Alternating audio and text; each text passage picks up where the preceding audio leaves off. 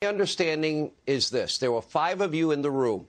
President Trump, Mark Meadows, both of you, and General Milley. Is that correct, Mr. Secretary?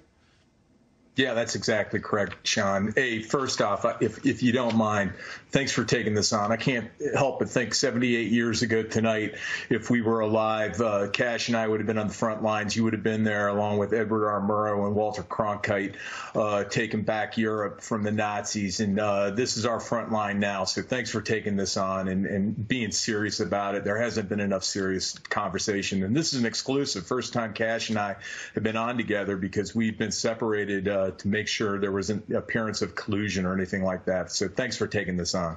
So the 4 of you that I've had an opportunity to interview now confirm that on January 4th in the Oval Office that you heard Donald Trump authorize up to 20,000 troops, Kash Patel, 2 days before January 6th even happened. Tell us about that meeting.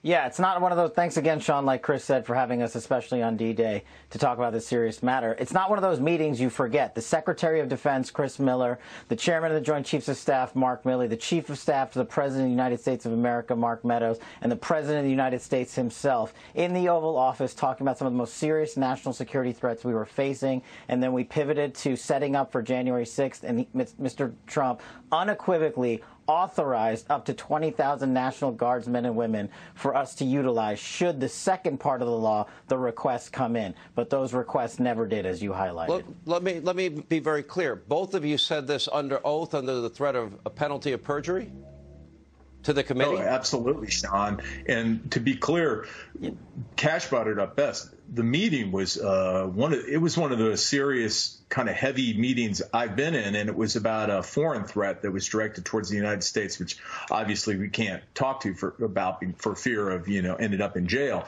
And so I kind of want to like be clear.